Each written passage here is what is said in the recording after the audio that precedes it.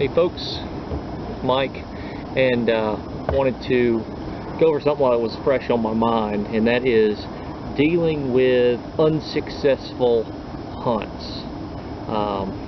And so in my mind I divide those into two categories. The unsuccessful hunt where you shot an animal, and the unsuccessful hunt where maybe you had an encounter and either didn't get a shot or you took a shot and it was a clean miss. Okay, so first off, I want to talk about that second, where you got a close encounter and you either didn't get a shot or you took a shot and it was a clean miss. And so right now I just want to settle your mind that it could have been so much worse. Alright, so rest assured that animal is not out there suffering, and that's a win. You're more than likely going to get another shot at that animal, and so just take it easy and realize that that happens to everyone. It's happened to me more times than I would care to admit. Just understand that if you shot at the animal and it was a clean miss, that animal more than likely ran off, depending on whether you use a bow or a gun. If you use a bow, then I would almost guarantee you're going to get another chance at that animal. If it ran off and didn't see you get out of your stand or didn't see you get out of your ground blind, more than likely you're going to get a second shot at it. So just rest assured, let it die down out there and go try again. Use it as a learning experience. Take your time next time, you'll do fine. The other case scenario where you shot an animal and know that you connected, you've got blood. Be relentless in your pursuit of that animal, and please take that with this second tidbit. If it's a pot shot or gut shot, you need to give that animal time to expire. If you didn't get an opportunity to put a second shot in, that's okay. A gut shot animal is gonna pass away. It's a matter of time. You just need to be respectful and give that animal time to expire. And I would recommend, and this is coming from people that know a lot more about this than me, but in my own experience as well, you need to give that animal a minimum of 8 hours. Some people would argue a minimum of 12 hours, but 8 hours at absolute minimum. And you need to really proceed with caution at that, because there have been gut shot animals that have lived on well into the second day, so after 24 hours. But just kind of do your research. I'd recommend Realtree has a tool, and I can't remember exactly where it's at, but if you search "you shot a deer, here's how to find it," that's a really good tool, and it'll give you a diagram of a deer. If you're hit here, you click on it. It's interactive. You click on it, and it'll give you really good, I think, safe guidelines to go by. And I would say, when in doubt, give it extra time. I don't think any bad that's going to come from that, other than you might not be able to salvage the meat. But in the case where you made a bad shot, it's not even about that anymore. It's about being respectful to that animal and not pushing it. I can't even imagine what it feels like to get shot in the guts. Must be really terrible. So I'm not saying that to make you feel bad. It happens to everybody. Hell, I've shot deer in the guts. It's not something you should beat yourself up about, because that animal will eventually die. For sure, 100% of the time, the animal is going to pass away. So find peace in that you didn't wound an animal non-lethally. And even if you didn't hit it in the guts, let's say you hit it in the shoulder, because I've done that too. The biggest buck I've ever seen in my entire life. No doubt in my mind that it would have been really close to a Boone and Crockett deer. I was totally unprepared for it, which is usually when you get opportunities, when you least expect them. It was November 22nd, 2017. I want to say it was 2 years ago. 2017 it was. You know, a few days before Thanksgiving, and I was fortunately set up in the right wind. This before I even realized that you know, playing wind is everything. And a big old almost white nanny doe. I mean, I just think hindsight, she was just that old nanny doe came running in, and it kind of startled me. I stood up, and right behind her was an absolute giant buck, and from the time that I saw her to the time that I let the first arrow go was less than 30 seconds. So I mean, I had very little time to get up, and I didn't even range. Fortunately, when I first got into the stand, I had started ranging, and the road that he came running up was, I thought, 25 yards. And so I put, you know, I split pins 25 and 30 yards, and I let an arrow fly, and I had a feeling that I hit him. I thought I hit him real good, and he ran out to 50 yards and stopped, and I figured I'd, you know, take the opportunity to put a second arrow in him. So I do have a 50-yard pin.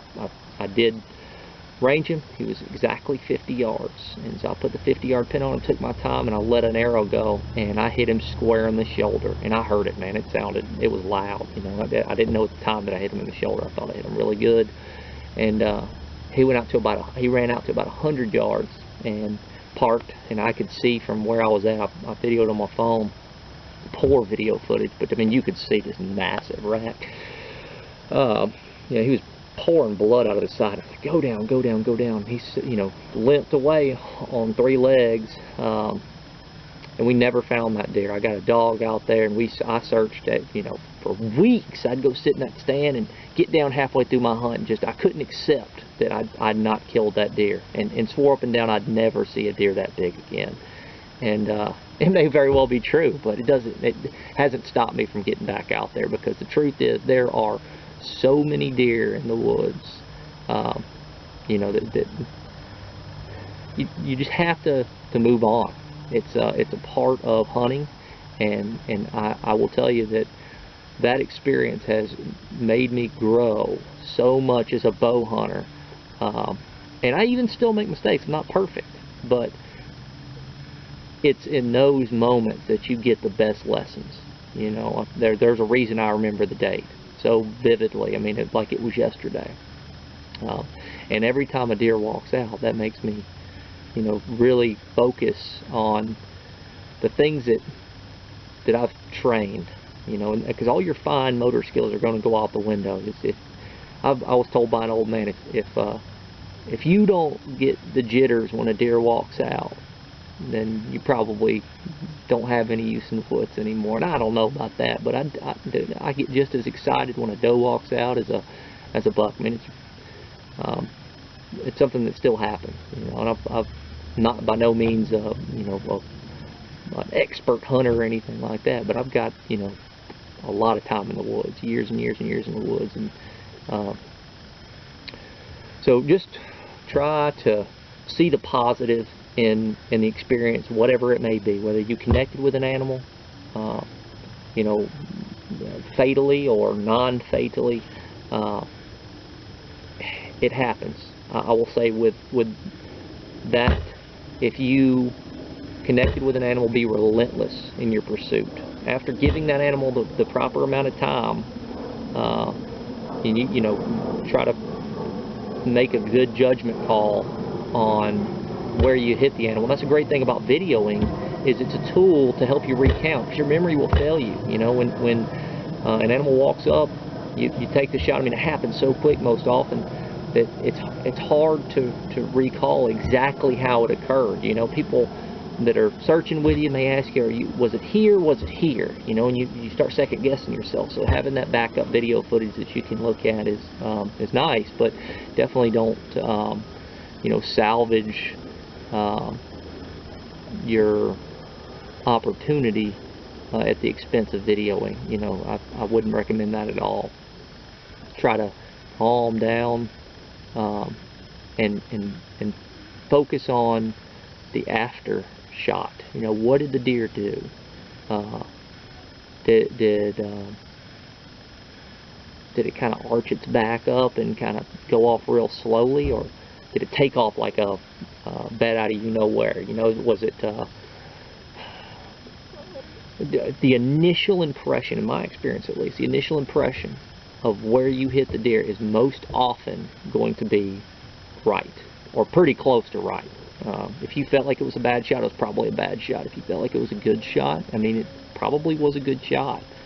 You know, if the deer runs off quick at first and then slows down, and you got bubbles in your blood, you probably hit him in the lungs. Probably won't be very long. But the one thing I will say, if you hit a deer, is you have to give it time. Whether it's a perfect heart shot, unless you see the deer go down,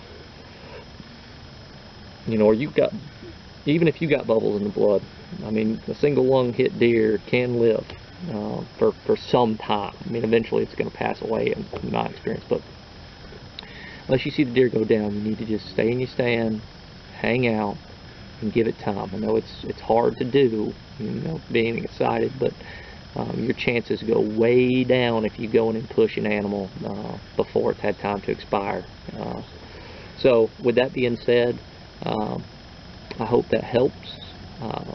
Again, I've been there. We've all been there. It's going to happen eventually. I'm not trying to, you know, curse you or anything like that, but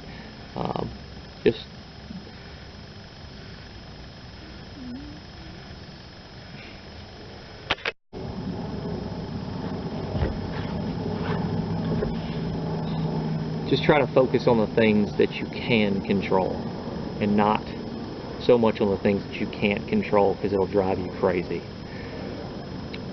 If it's a situation where you don't recover the deer, and you have been, or whatever the animal is, and you've been persistent, you have to move on. And the best way that I've found to do that is to keep your mind and your hands busy. You've heard the saying, idle hands are the devil's playground, and I firmly believe that. I mean, the best